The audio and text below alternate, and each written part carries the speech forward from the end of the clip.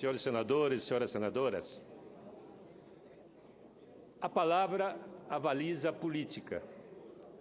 Quando nós empenhamos a nossa palavra, quando nós, nas campanhas, nos comprometemos, empenhando a nossa palavra com a população, com o povo, nós não temos depois como justificar um recuo. O ano passado, na campanha eleitoral, a presidente Dilma se comprometeu a continuar avançando com as conquistas desses últimos anos da democracia.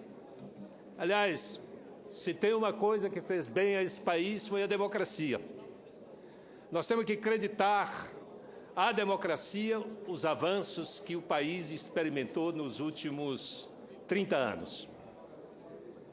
As campanhas eleitorais são importantíssimas, porque durante esse período é que nós, políticos, agentes políticos, candidatos, nos comprometemos com programas.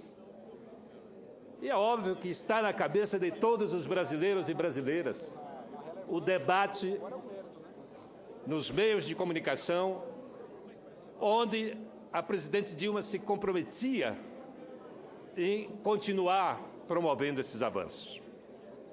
Mas nos surpreende com algumas decisões fundamentadas em teses que não poderiam ser desse governo. Essas teses do controle do mercado, de que o mercado é capaz de regular nossas vidas, não poderiam ser as teses do Partido dos Trabalhadores, nunca foram. No entanto, o que nós estamos votando nesse momento é um recuo enorme nos direitos que na campanha eram garantidos aos trabalhadores brasileiros. Retirar direitos constitucionais, como o abono salarial, às vezes eu me pergunto se não foi um equívoco, se os que formularam essa proposta não esqueceram de consultar a Constituição brasileira e saber que o abono salarial é uma garantia constitucional. Me parece uma atitude descabida mandar uma medida provisória eliminando um direito constitucional. A minha preocupação, e daí, a minha preocupação é muito grande quando a gente empenha a palavra. E, às vezes, garantir a nossa palavra exige custos elevados. Eu falo, senhor presidente, no caso específico dos pescadores. Olhe, nós sabemos que houve mau uso, malversação dos recursos do seguro da pesca. Nós sabemos disso. Todos nós sabemos que se inventaram pescadores em todo o país. Mas não é tirando o dinheiro, o direito dos pescadores que nós vamos resolver o problema. Nós temos que, basta controlar, e o governo tem os mecanismos de controle, e punir aqueles que desviaram recursos do seguro-defeso. Eu lembro que na campanha de 2010 foram muitos eleitos com votos de não pescadores que recebiam o seguro-defeso. Aí o governo vem, em vez de punir, em vez de investigar e punir, não, resolve retirar direito dos pescadores. Isso é inaceitável. Eu recebo voto dos pescadores do meu estado. Eu não posso votar contra eles, porque a política tem esse elemento fundamental que é a palavra.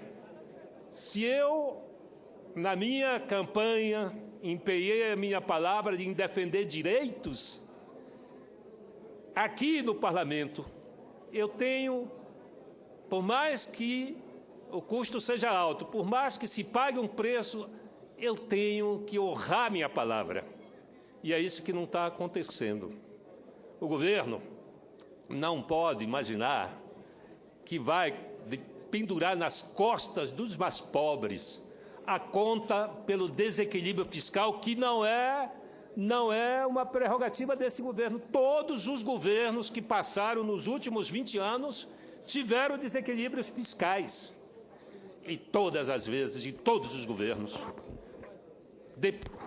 depositaram nas costas dos mais frágeis as contas desse desequilíbrio.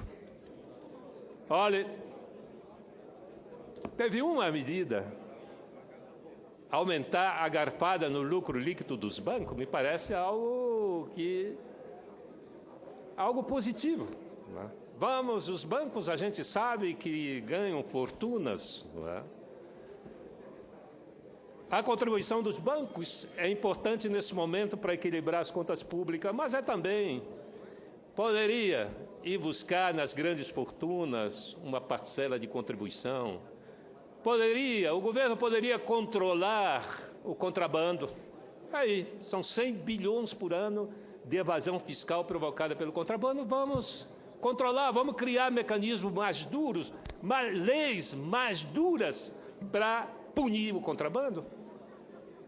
Ou seja, tem outras maneiras de resolver o problema. Mas o governo insiste, porque o trabalhador, e principalmente aqueles mais invisíveis, aqueles que não têm, digamos, uma voz e uma organização capaz de fazer valer seus direitos, esses são os mais punidos. Portanto, senhor presidente, senhores senadores, eu acho que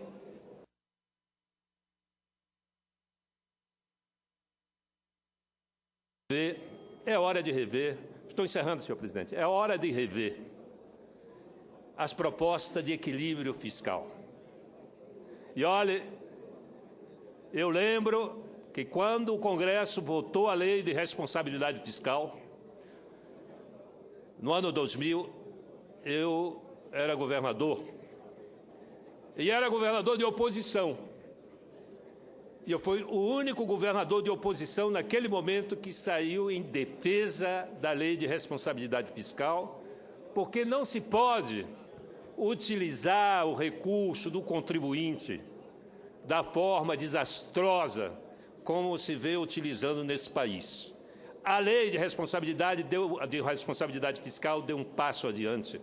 Eu vim para o Senado aqui em 2003 e apresentei uma proposta de controle para tornar transparentes os gastos públicos.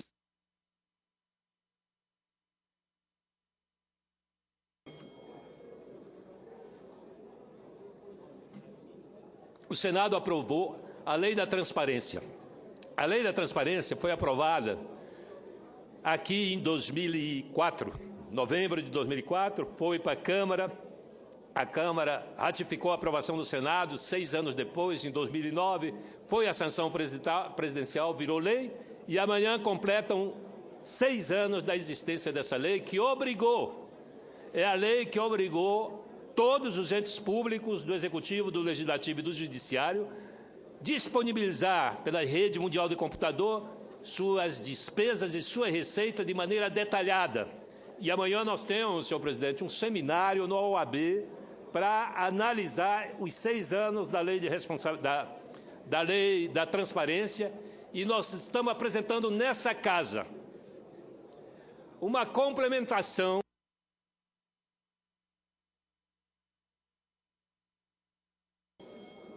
para punir aqueles que insistem em não cumpri-la, porque ainda há uma parcela grande dos entes públicos que resiste ao cumprimento, resiste e presta conta do dinheiro do cidadão.